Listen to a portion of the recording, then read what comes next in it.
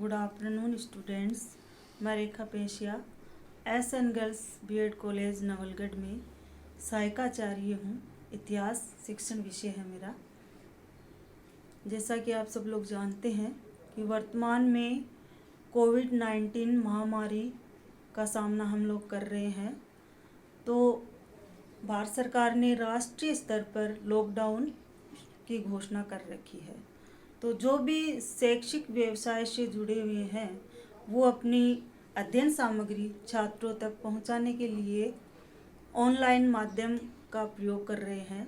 तो मैं भी विशेष तौर पर बीएड कक्षाओं, बीएड प्रथम वर्ष व द्वितीय वर्ष की छात्राओं के लिए एक शॉर्ट टॉपिक प्रस्तुत करना चाहती हूँ, जिसका शीर्षक है वीर शिवाजी या छत्रपति शिवाजी।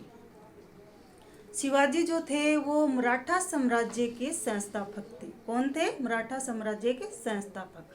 क्योंकि उस समय दक्षिण भारत में जो मराठा साम्राज्य था वो बहुत सी जगहों में विस्तृत था, जैसे महाराष्ट्र है, तमिलनाडु है, कर्नाटक है। इन जगहों पर बहुत सा फैला हुआ था मराठा साम्राज्य। तो शिवाजी जो है वो एक हिंद राष्ट्र की स्थापना करना चाहते थे।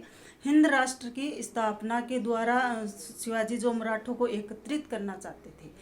तो मराठा साम्राज्य के संस्थापक शिवाजी जो है, इनका टाइम पीरियड है वो 1627 से 1680 के बीच में है।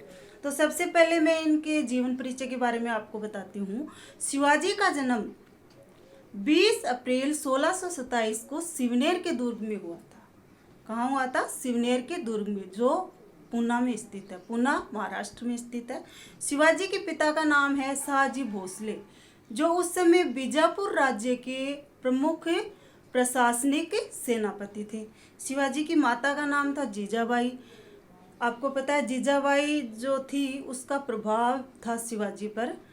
तो उस समय शिवाजी को के जो पिता थे शहाजी भोसले, उन्होंने तुकाबाई मोहिते से दूसरा विवाह कर लिया और शिवाजी व शिवाजी की माता जीजाबाई को पूना की पैतृक जागीर देकर वो चले गए, ताकि वो अपना जीवन निर्वाह कर सके। और दादा कोंडदेव को संरक्षक नियुक्त कर गए। तो जो राजनीतिक गुरु थे शिवाजी के, वो कौन थे? दादा कोंडदेव। शिवाजी के आध्यात्मिक गुरु जो थे वो थे रामदास। रामदास की एक पुस्तक का नाम है दास बोध, जो बहुत ही प्रमुख पुस्तक है। शिवाजी का विवाह है 1641 में सईबाई निम्बालकर से हुआ था। किससे हुआ था? सईबाई निम्बालकर से। अब है शिवाजी की विजय, मोस्ट विजय। शिवाजी ने बहुत सारे दुर्ग है, किले हैं, वो अपने अंडर में कर लिए थे। तो शिवाजी की जो प्रथम विजय थी वो 1646 में तोरण विजय थी। कौन सी थी? तोरण विजय 1646 में। उसके बाद 1656 में शिवाजी ने रायगढ़ को जीत लिया। रायगढ़ दुर्ग था। और 1656 में शिवाजी ने रायगढ़ को अपनी राजधानी बना लिया। 1656 में शिवाजी ने जावली दुर्ग को भी जीत लिया। इस तरह से शिवाजी ने बहुत सारे दुर्गों की स्थापना की। अब स्थिति ये हुई कि दक्षिण में उस समय मुगल सम्राट औरंगजेब था, वो सम्राट था दक्षिण में। तो दक्षिण का सूबेदार था वो अफजल खान नामक व्यक्ति को शिवाजी को मारने के लिए भेजा। क्योंकि शिवाजी जो इतने महान शासक थे उनसे वो भयभीत हो गए, तो उन्होंने अफजल खान नामक व्यक्ति को भेजा ताकि वो शिवाजी को मार डाले। तो अफजल खान ने कृष्णजी भास्कर नामक एक दूत को भेजा शिवाजी के पास। किसको भेजा? कृष्णजी भास्कर नामक दूत को। कहा जाता है कि इस व्यक्ति ने शिवाजी को पहले से अवगत करा दिया था ताकि शिवाजी है वो संभल जाए।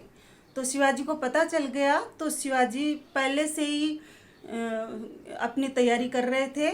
जब वो अफजल खां से मिलने के लिए प्रतापगढ़ नामक स्थान पर आए, प्रतापगढ़ वो महाराष्ट्र में ही है, तो वहाँ पर जब वो आए तो अपनी पूरी तैयारी के साथ आए। उन्होंने कवच पहन रखा था, यंत्र साथ में लाए थे।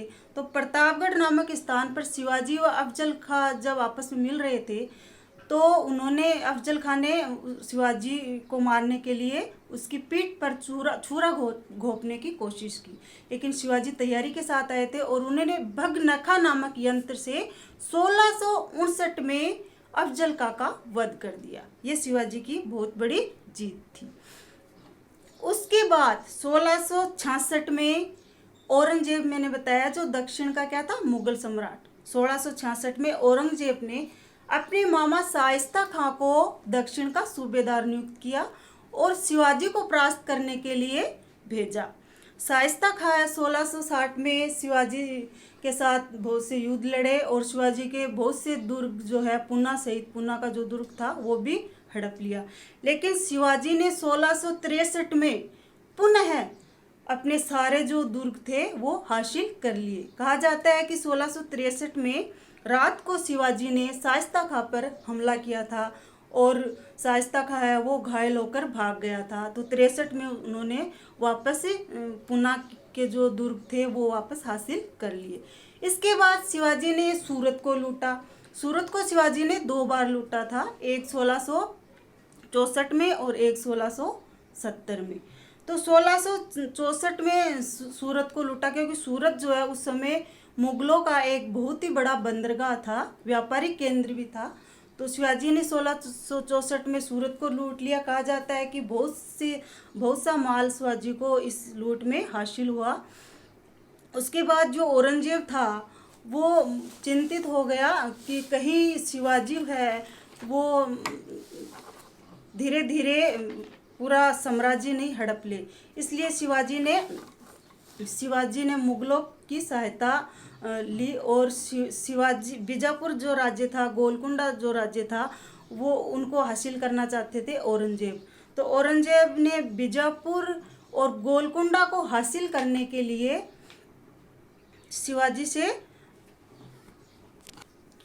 अब शाइस्ता खां की पराजय के बाद औरंगजेब ने जसवंत सिंह को शिवाजी के विरुद्ध भेजा, लेकिन जसवंत सिंह भी असफल रहा। इसके बाद मिर्जा राजा जयसिंह को भेजा। मिर्जा राजा जयसिंह ने शिवाजी को पराजित कर दिया, इसलिए शिवाजी को मुगलों के साथ पुरंदर की संधि करनी पड़ी। किसके साथ करनी पड़ी? मुगलों के साथ। 1665 में 24 जून, कुछ किताब में 22 जून भी है, 11 जून भी है, लेकिन हम जून ही लिखेंगे इसको। जून 1665 में पुरंदर की संधि हुई शिवाजी व मुगलों के बीच। मिर्जा राजा जयसिंह व इस मुगलों की ओर से था इसमें। तो पुरंदर की संधि में शिवाजी ने मुगलों की अधीनता स्वीकार कर ली। अधीनता में शिवाजी के पास उस समय 35 दुर्ग थे। 35 दुर्गों में उन्होंने 23 जो दुर्ग है वो मुगलों को सौंप दिए, जिनकी वार्षिक आय 5 लाख हूण थी। हूण उस समय उनकी मुद्रा थी, मराठों की मुद्रा। शिवाजी के पास 35 में से सिर्फ 12 दुर्गी बचे, जिनकी वार्षिक आय कितनी थी? 1 लाख हूण। एक तो ये शर्त थी। दूसरी शर्त ये थी कि शिवाजी को भविष्य में कभी भी मुगलों को जरूरत पड़ी तो मुगलों को बीजापुर राज्य के विरुद्ध सहायता देनी पड़ेगी। तीसरी ये कि शिवाजी का पुत्र था संभाजी, उसको मुगल दरबार में 5000 का मनसबदार नियुक्त कर दिया गया। ये कुछ पुरंदर की संधि की शर्तें थी। उसके बाद वैसे तो व्यक्तिगत रूप से शिवाजी को मुगल दरबार में उपस्थित होने की कोई ज़रूरत नहीं थी, लेकिन मिर्जा राजा जयसिंह के कहने पर शिवाजी मुगल दरबार आगरा में उपस्थित हुए 1665 में। लेकिन वहाँ पर औरंगजेब ने शिवाजी का अपमान किया, उनको पीछे पीछे बिठाया गया। और 1666 में आगरा के आमेर महल में औरंगजेब ने शिवाजी को कैद कर दिया। लेकिन 1666 में शिवाजी वहाँ से रिहा हो गए और 1670 में शिवाजी ने सूरत की दूसरी लूट की और अपने खोए हुए जो भी प्रदेश थे उनको वापस विजित कर लिया। तो ये शिवाजी की इस तरह की कुछ विजय थी। इसके बाद 1677 में शिवाजी की कर्नाटक विजय थी, वो अंतिम विजय थी। अब शिवाजी का जो राज्याभिषेक है वो इन सारी सूरत की लूट कर ली 1664 में, और 1670 में दोनों लूट करने के बाद शिवाजी ने अपना राज्याभिषेक करवाया। 1674 में प्रथम राज्याभिषेक हुआ, जून 1674 में प्रथम राज्याभिषेक हुआ। इस राज्याभिषेक पर शिवाजी ने छत्रपति की उपाधि धारण की, गो ब्राह्मण प्रतिपालक की उपाधि, हिंदू धर्म उद्धारक की उपाधि, इस तरह की उपाधियां धारण की, और काशी के पंडित गंगा भट्ट ने इनका राज्याभिषेक करवाया। लेकिन राज्याभिषेक के 12वें दिन ही इनकी माता जीजाबाई का देहांत हो गया। इसलिए शिवाजी ने अक्टूबर 1674 में अपना दूसरा राज्याभिषेक रायगढ़ में करवाया, और पंडित निश्चलपुरी ने इनका राज्याभिषेक करवाया। तो ये कुछ इस तरह का की विजय थी शिवाजी की। अगले वीडियो में मैं शिवाजी का अष्टप्रधान जो राज्य है उसके बारे में पढ़ाऊंगी। शिवाजी के प्रशासन में 8 प्रमुख थे जिसको क्या कहते हैं, अष्टप्रधान। वीडियो अच्छा लगा तो लाइक ज़रूर करना। धन्यवाद।